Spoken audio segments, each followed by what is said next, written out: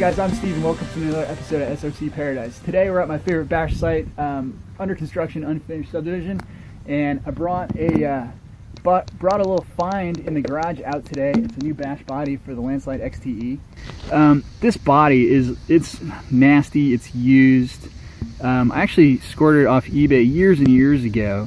It's just been sitting in a box ever since. It had some really nasty decals on it from the original owner that I went to Walmart of all places and I bought some neon yellow / lime green duct tape. I think it was like $3.29, so total score. And just did a tape job on it, kind of like racing, duct tape racing stripes. For me, it was a cheap stripe job to an existing body I already had. So thumbs up if you guys like this, if you think it's cool. Let me know your thoughts, put them in the chat down below, and hope you enjoy this video. Cheers.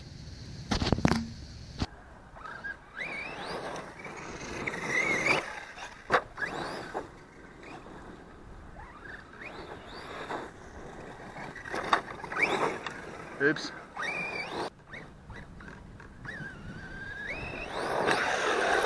Oh, I missed the freaking brake, guys. Unbelievable. My finger slipped off the trigger and I went like that. Ah, that was so nasty. Oh my god, we're just... Uh-oh.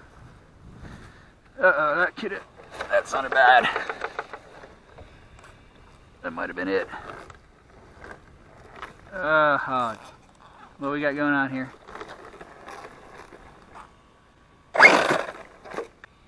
Oh, I bent a freaking output shaft going from the center diff to the rear diff. I can see it's just barely bent. Oh man, I was not expecting to break that. So guys, I haven't been able to drive in about a week, and I'm just not having a good day. You can tell, just not landing my jumps. My backflips look nasty. The truck was running good. I didn't think I took that hard of a tumble, but I'll have to review the footage. Maybe I did. I must have landed just right or something, and I bent that I bent the output shaft right there. I don't know if you guys can see that, but I can see it's bent. Gosh, what a bummer. I really wanted to drive today and I don't have a spare one, so I will have to order a new one from Redcat. Not a huge deal, just gonna cut the bash session short. So when I was bashing it today, I took a jump and I guess I landed just right, and I bent the output shaft going from the center diff to the rear diff. So I will disassemble it and I'll order a new one. No big deal. So far, I love the truck. Any of the issues I've had with the truck, I can't really blame the truck for, because if you guys have watched my videos, just me bashing it and learning to drive it, and doing backflips, learning backflips with it. This thing has really taken some abuse. So nothing has broken until now. So initial setup, the weight of the shock oil is really light when you first get it out of the box. So I would upgrade that. I didn't touch the front yet. I put 60 in the rear. Seems to be awesome. So that's issue number 1, shock weight oil. Issue number 2, I'm gonna order, like, during my last bash session when I was learning backflip in the backflip video, guys, I didn't realize it at the time, but my steering towards the end of the video had kind of loosened up on me. In other words, it didn't feel as tight, as accurate. The truck didn't seem to be steering quite as well. And I wasn't sure if that was just due to me, doing all those backflips and kind of, beating on it. But after I got it home, and I was looking, I was kind of going over the truck, I realized that there are 2 screws here. The screw that goes, I don't know if you, hopefully you can see this on camera, but the screw that goes into the servo saver through this metal plate fell out. It actually looks just like this black screw right here, and it's hex. It's a hex screw. So it fell out. I didn't even know it, and that's why there was a slop in my steering. I didn't have time to order one yet, and it actually turns out that that's just fine because I'm gonna have to order a drive or an output shaft as well. But I got so lucky. It just so happens that I was looking through my toolbox, and I had a screw, a machine screw. That's just a standard like Phillips head, that totally right length and thread count and everything. So I just put it in there. I Loctited it in with red Loctite, and that bolt right there, I just put that, or that nut, I just put that there as a spacer, just to give it a little, you know, because it was actually too long, so it needed a spacer. Anyway, so that was a down and dirty quick fix. So I guess the point is, though, make sure after you run the truck for the first time or the first couple times that you check all of your screws and just make sure they're still tight. I would highly recommend on the servo saver or the steering servo screw right here, use Loctite on it because that dude will back out and come off, and you don't want to lose these because, you know, unless you get lucky and you have some machine screws laying around, they're going to be a pain to try to replace. So I would recommend Loctiting all of these four, but especially the servo screw. Loctite that down. I'm using, I don't have it here, but I don't know where it went. Oh, there it is. I'm using the red Loctite. Loctite name brand, thread locker, red. This stuff's awesome. I know some people are, you know, they worry about blue versus red versus whatever.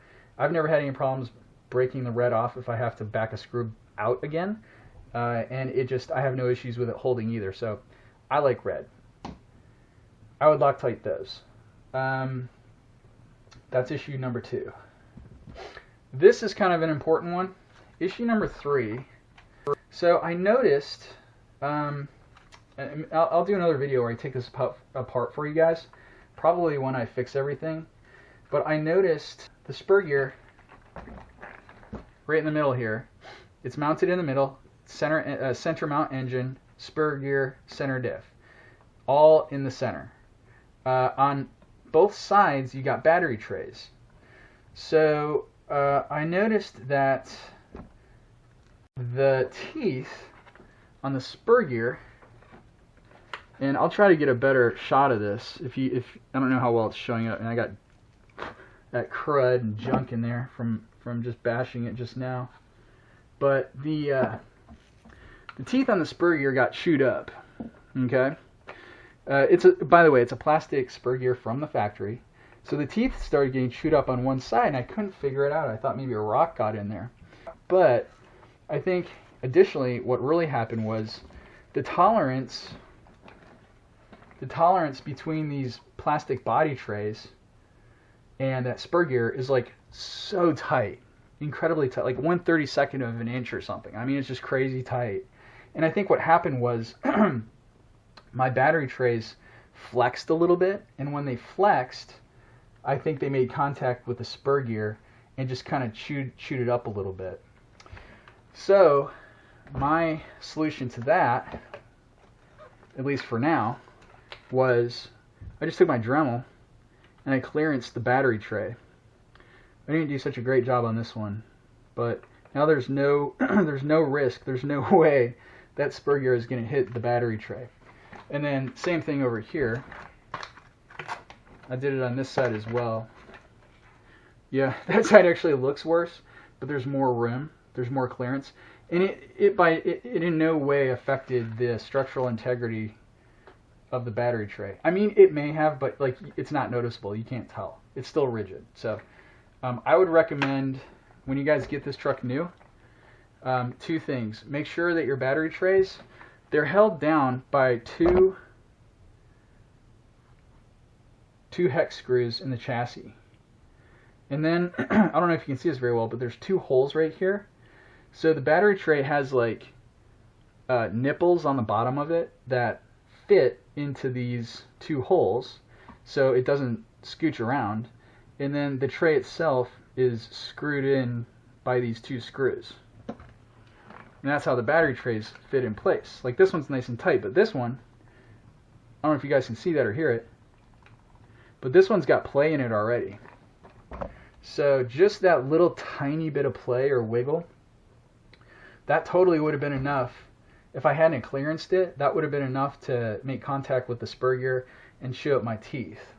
So I guess the third thing to consider when you get this truck is definitely, in my opinion, if it were me, first thing, even before I ran the truck, I would take these battery trays out and I would clearance them. I'd cut out some room for your spur gear so you don't hit it and chew up your teeth. That's the first thing I would do. Second thing I would do, before I even run the truck, I would Loctite that servo screw. I would Loctite all of these screws right here actually, but especially the servo screw. That's the second thing I would do. Then the third thing I would do is I would get some 60 weight. You could drive it in between, but I would definitely pick up some 60 weight shock oil. I would fill up those rear shocks really high, fill them up really high. Only leave like maybe a third of an inch, about that much, third of an inch space, or a quarter inch between the top of the shock cap and the, you know, the shock itself. So those are the three things. But if I were you, I would order a second set of, just to be on the safe side, I'd order a second set of these screws, these hex screws, for the steering servo. I think they come in a package of like 4 or 8 or something. And you can get them from Redcat Racing or your local Redcat dealer, and they should be super cheap. I mean, they're just screws. But I would get some of those just to have on hand, and I might even suggest picking up like maybe some extra chassis screws. None of these have fallen out on me, but I think I might get some just in case. That's it. That's I think that's all you're gonna need to do. That's all I'm gonna do anyway. I'll do another video, guys, where I take this thing apart and I show you that bent drive shaft or output shaft. I'm gonna order a new one of those. And oh, you can get a steel spur gear for this thing. I don't know the exact tooth count on this. I don't know if it's like 52 or 49 or 46. I think it's like 49 or 52, somewhere in there. But I know that this will take the steel spur gear from, I want to say, an Avalanche. So I ordered, I'm about to order one of those as well. So I'll do another video update, guys, where I put in that steel spur gear, and I just kind of, you know, get the truck up and running. So, hope you liked this video. Hope you found it informative. Give me a thumbs up if you liked it.